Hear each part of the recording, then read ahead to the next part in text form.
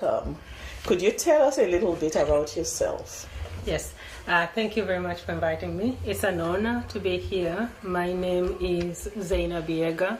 I am the founder and executive director of a community-based organization called Sauti, Yetu. It's a center for African women based in the South Bronx. And Sauti Yetu is from Swahili. It means our voice. Okay. Well, you know, I'm trying to do a documentary on the life and contributions of Wangari Maathai. Mm-hmm. As you know, she passed away last year. Yes. And I think it would be important for especially African women and women of African descent to reflect on her life. Yes. And what I'd like to ask you is your impression of her, mm-hmm. And what you think about her life and work. Mm. So what's your impression about who she was and what she meant to Africans and maybe to the world? Yes, I think, I met Miss Maathai briefly in Beijing 1995 during the UN World Conference on Women at a workshop mm-hmm. that we do is Women's Environmental and Development Organization that she was a board member, mm-hmm. was having a workshop on women and the environment. And she was one of the panels that, and seeing her being on the panel as one of the few African women talking about the environment was quite inspiring and awe. Because I think at that time, in 1995, issues around women and the environment were not at the international platform. And she was one of the few women who was connecting poor women and women in the shanty towns, especially in Kenya and other parts of the continent, poverty and environment, making that link. So it was a unique perspective, and it was new at that time. And, observing her, I think for us who were young women, she was inspiring. Because here is someone with all the academic achievement and accolades she had, who chose to go work with poor people and grassroots women. And she was explaining what she was doing in Kenya, especially starting from her own village. Mm-hmm. So it was really great to see, someone who could have, for lack of a better word, went and got a better job and tons of money. Didn't have to go back to Kenya because she was a graduate from Harvard. Doors could have been opened for her. But, she decided to go back to Kenya and work with rural women. And, and that was quite inspiring. It was also seeing other Kenyan women at that conference rally around her.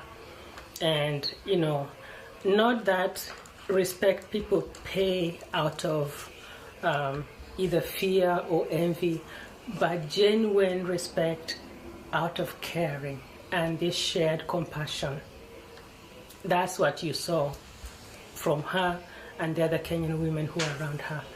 And that was energizing because remember, the person who was the leader at that time for organizing around Beijing was a woman from Tanzania,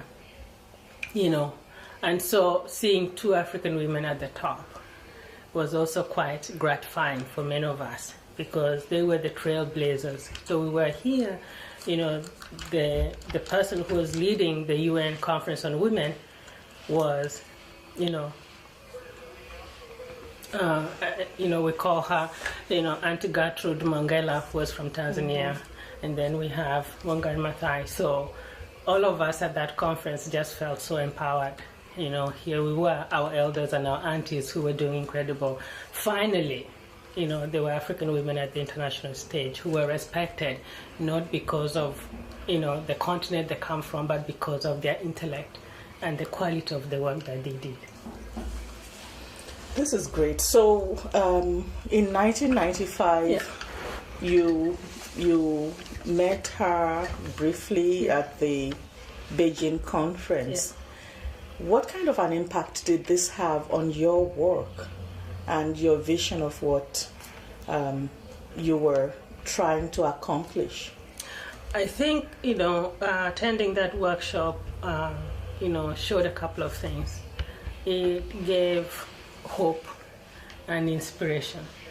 But more so, it also said, all of us have something to contribute, and all of us can do something. We shouldn't always wait for someone else, to come and do the work.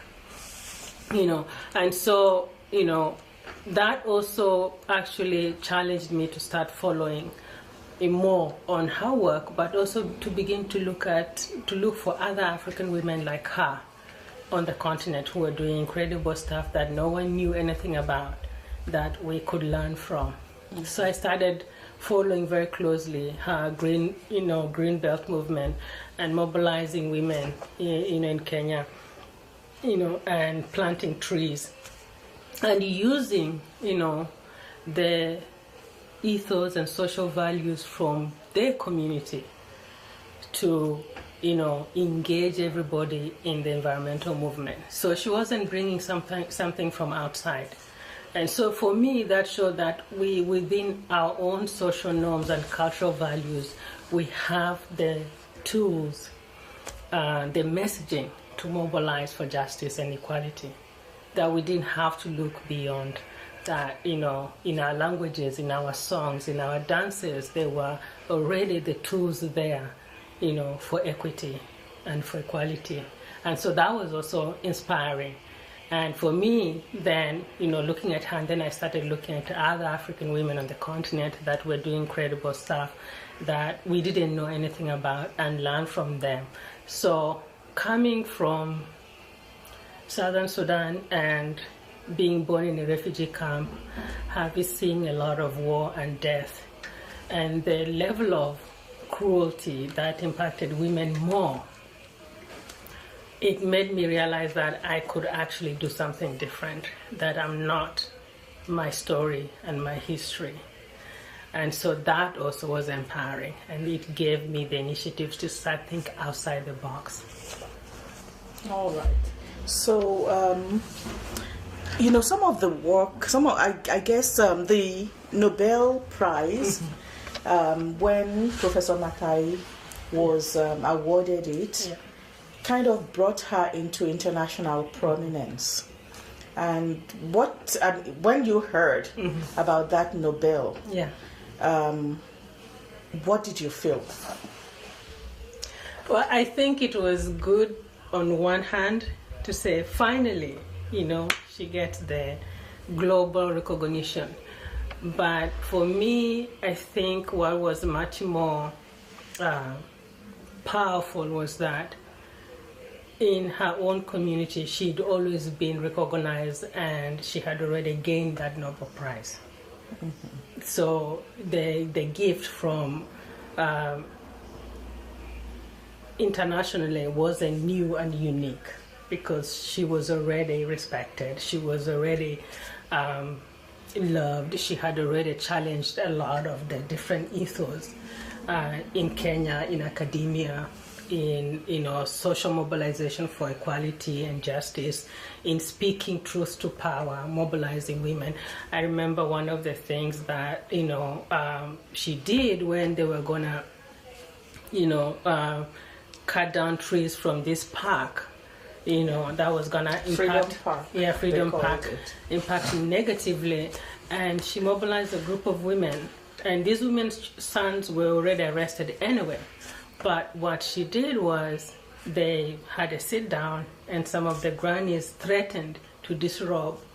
And in many of our cultures, adult women being naked is really, and all the police that were sent to beat them up actually turned around and said we couldn't do this to our grandmothers. So she stared power down in the eye and stood up for it.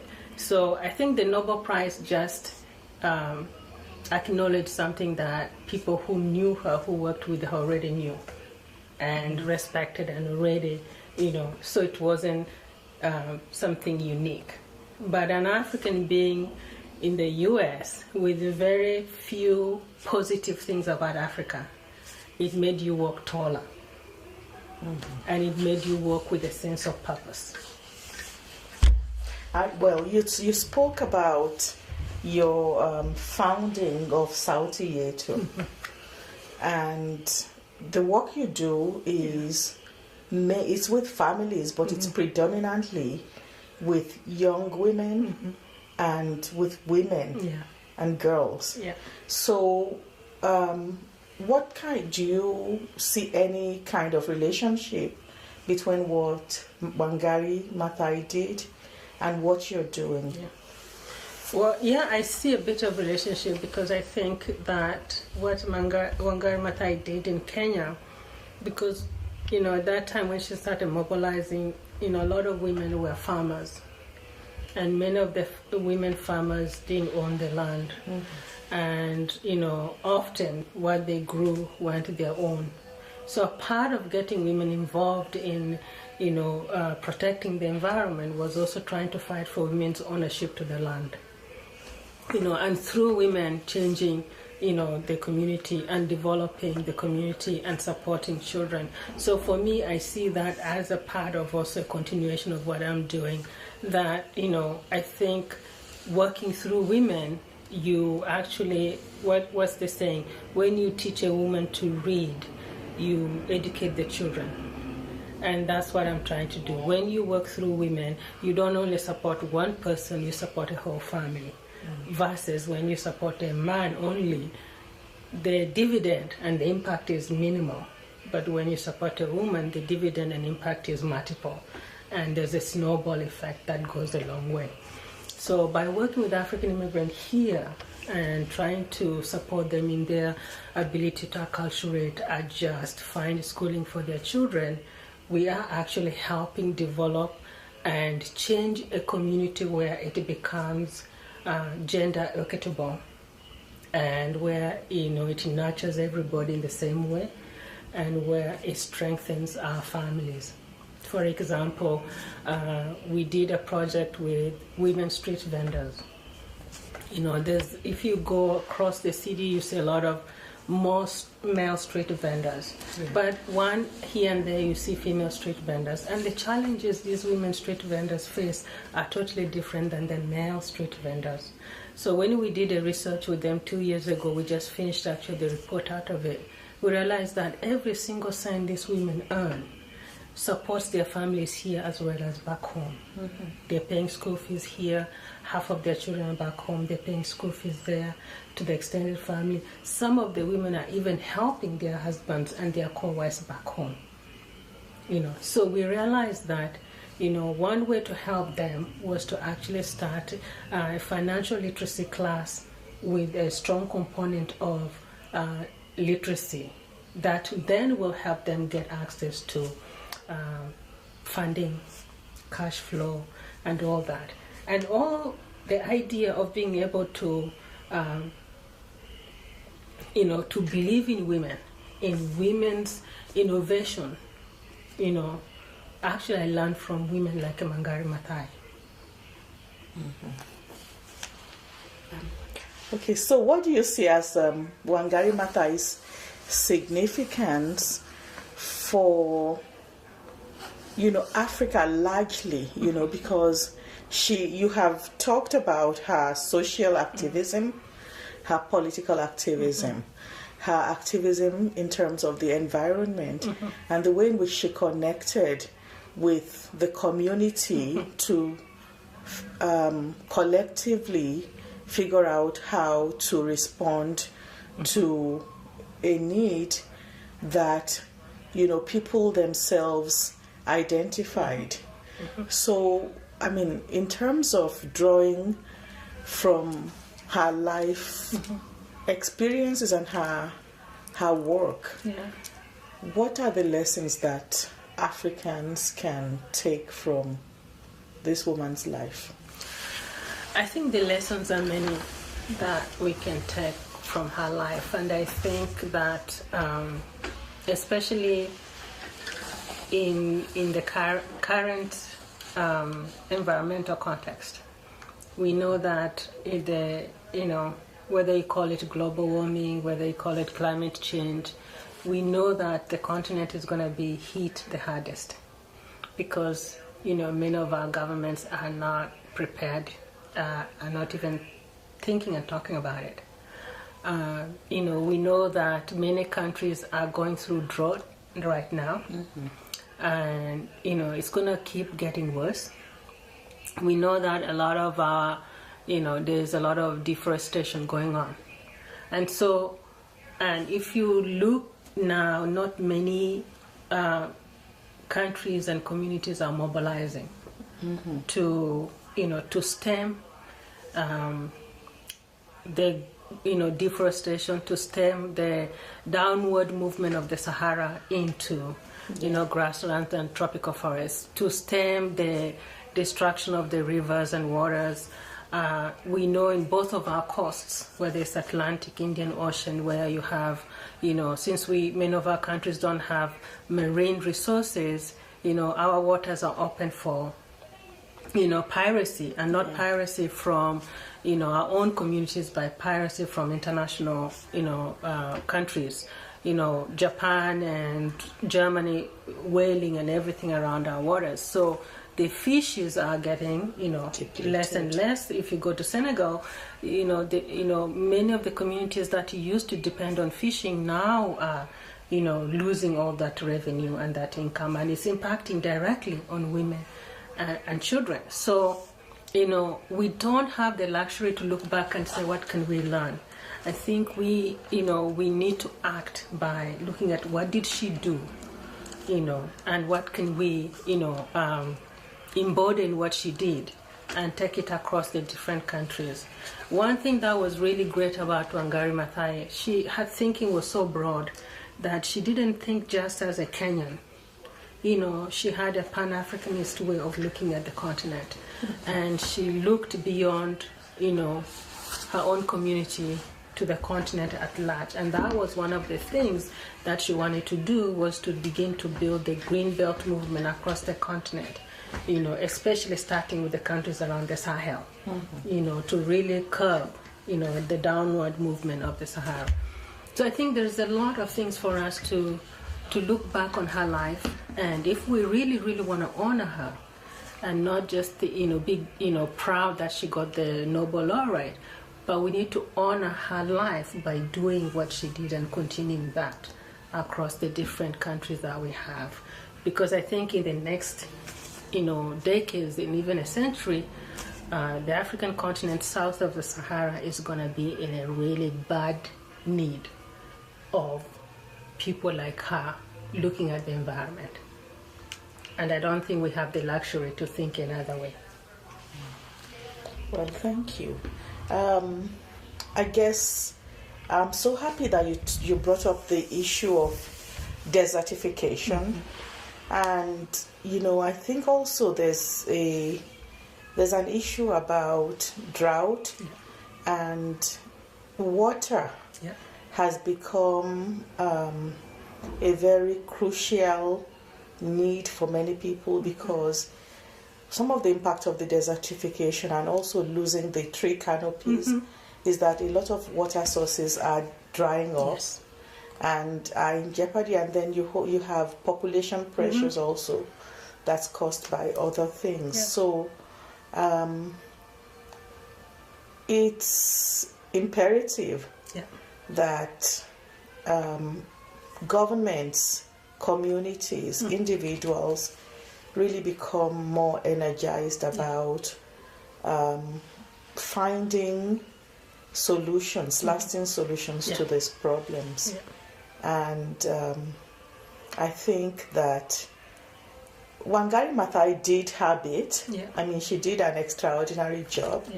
it's incumbent on the rest of us to, if we say we honor her, because that really resonates with me, that we should find concrete ways in which we can move a lot of this agenda forward. In terms of, I mean, a lot of your work is in the US and has been in the US for the last, what, 2 decades? Okay. So how do you see what she did impacting on the larger community of people of African descent? Well, I think that her thinking was so Pan-Africanist that it was easy to connect what she did on the continent with what I think we can do here. You know, I work in 2 boroughs of New York City that are the 2 poorest congressional districts in the country, Bronx and Staten Island. The median income in the Bronx is $15,000 a year. And Staten Island is a little bit higher, which is $18,000 a year. So poverty in these 2 boroughs is not different from poverty in any Kenyan, Sudanese slum. It's very, very, and then there are not many services and resources. So what we can do here is to, mobilize our communities, not based on where you come from, but based because we African immigrants and Africans, people of African descent need to put our hands together to work. We need to mobilize in our neighborhoods to make sure we have access to schooling for our children. Now the city council is cutting all, after school programming. The city council is cutting a lot of money for housing. So housing is a big issue. Shelter, the right to shelter should not be a privilege, it should be a right. And and having decent grocery stores to go shop for food. In the Bronx, in my neighborhood where my office is, you can go 10 blocks, there's no grocery store, but you can find 10 stores that sell alcohol, right? So no decent food. So nutrition also impacts on people's lives. So one of the things that I think the Green Belt movement did very well, in addition to planting trees to support the environment, was also working with the community to look at things around nutrition, women's health, education, and all that, in the process of mobilizing everybody. So we need to do the same things here, to mobilize for food security. Bronx has the highest number of children who go to bed hungry every night in this country, and Staten Island. That should be unacceptable, right? And so we have a lot of work to do, to emulate. And we stand on the shoulders of giants like her, but there were also giants in the Bronx who mobilized in the 60s, in the 70s. We need to go find those and bring their stories to the forefront to help us mobilize together to change our neighborhoods. But, the other thing is, even though I've worked in the Bronx, we are not people who are always isolated. I think there's this whole transnational conversation that is going on, that is happening. People call back home when marriages happen, discussions, divorce. So we need to continue with that transnational conversation to see what's happening in their countries, what's happening here, how can we connect the two to make sure that whatever we do produces both benefits for the two sides. Okay, Zeinab, you work with young women, and I was wondering if you were modeling on Wangari Maathai's life contributions, and you want to make a connection between that and your mentoring of young African immigrant women. What would this look like in terms of the work that you do? That's an interesting question. I think what I would model is to be fearless, because I think one thing that comes to mind, I think, is something that I think Audre Lorde used to say, that your silence will not protect you. So I would like to model to our young women that, keeping silent is not an option. You need to speak up. You need to speak up when things are going wrong in your life. You need to speak up when things are going right. You have opportunity to make choices, and you shouldn't be afraid. I think for many of our young girls now, they're caught between what, is supposed to be cultural versus what is right. And the cultural always keeps changing. The goalpost always keeps moving, depending on who the powers be decide what is cultural. So they're always struggling to be appropriate, but there's no yellow pages to say this is how you need to be appropriate. So in the process, they get silenced. So what I would model to them is to say, your silence won't protect you. You need to speak up, because the goalposts will always change, and you're never going to make anyone say you're doing it the right way. You have to do what is good for you. But that is very hard for our girls. Mm-hmm. It is very, very difficult, because they are in situations, in contexts where,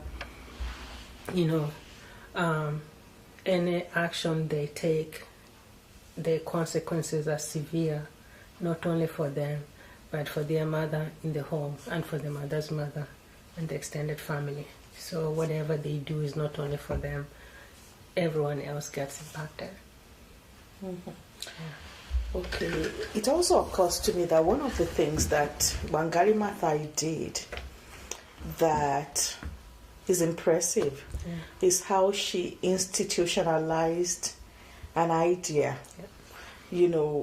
because there have been, and there still are, many brave, strong, hardworking, inspired, inspirational women leaders, but kind of inspiring people and then having an institutional structure that goes beyond your own personal efforts is more difficult to accomplish. So I know you have founded this organization, and I'm wondering, what are the challenges, and what do you draw from her life experiences that helps you to keep going? I think you're right. I think that it hasn't been easy to find institutions on the continent founded by, run by women, and run well and have a record. So I think, her Green Belt movement was one of the few that was really good and had a record. So I draw upon that, and I draw upon her. I think there was, her inner strength, and to be able to stand up and say, this is what I can offer. And remember at that time, even when she went back to Kenya and her marriage ended, that was even a rare thing for a woman to have a marriage ended. Oh God, that was such a big hoopla. And, but she withered all that. But, so as she was working with women, she also started, because men in the rural area started wanting to come to be a part of it. And so she also had groups for men to discuss about social issues. So those are her experiences that inspire me to try to do things that are good for the good of the community and to stand up. So when I started Sauti Yetu, I knew, looking in New York City area, there wasn't, an organization for African women in the city. There wasn't an organization run by an African woman, in the city. So everywhere you went, everybody was talking about African women as being hopeless, helpless, needing to be saved. And I thought that wasn't the whole sense of who we were. So I wanted to counter that by doing something different. So starting an institution was one of it. But, as Africans also have a bad reputation in the city for not running institutions well, not having the skills, the capacity, and the knowledge to do in institutions. So I also wanted to counter that by saying, yes, we can start institutions, run them, grow them, and they can be professional. So those were the two reasons. But I also wanted to send into the communities that I work with that, being a woman shouldn't be a limitation to what you can achieve. That's why our tagline says giving voice to our potential, because we have potential. So I wanted all the girls that I work with to come, when they come into this institution, they see African women who are professional. They see a social worker who is an African like them, speaks a language like them. They see the ED. And it's actually funny that sometimes our clients, when they come, they say, who is the founder or the executive director? When they tell them he's an African woman, they don't believe it. And they say, can I meet her? And when they meet me, they say, oh, okay, I just wanted to see you. Because they don't believe that an African woman could have an institution with a staff of 20 and all professional people. So that was one of the things that I do. So when the girls come to the office, they see other young people on the phone. And the other day, actually, a mother and daughter came. The daughter came to interpret. And on our reception desk, we have a very young Senegalese woman who is answering the phone for us. So the mother listens to this girl. She told her daughter, listen, I want you to be like her. Listen, see how she's answering the phone. So she didn't think the Senegalese would understand in Wolof. And so she came, and the daughter wanted to meet me because she said, oh, we understand the founder is an African woman. And the reception said yes, and her name is Zeinab. She said, can I meet her? She came to my office and we chatted. So that is the kind of place we wanted to create for the women. And having those ideas came from, learning about and listening to women like Wangari Maathai and what they did. And she did hers with, political repression. She did hers with political violence. She did hers with limited resources, with a community that was up in arms. And so I think I have it a lot more easier. Okay, thank you very much. It's been a pleasure. Thank you. And I really appreciate your taking the time. Oh, you're welcome. To talk about your anything work. For you. And talk about how Wangari's work has inspired you. Yes. So thank you. Yeah, we need to learn more about women like her. Yes, and we need to document their histories. Absolutely. We need to honor them, especially through the work that we do. Absolutely. I agree with you. Thank you very much for inviting me. It's a pleasure.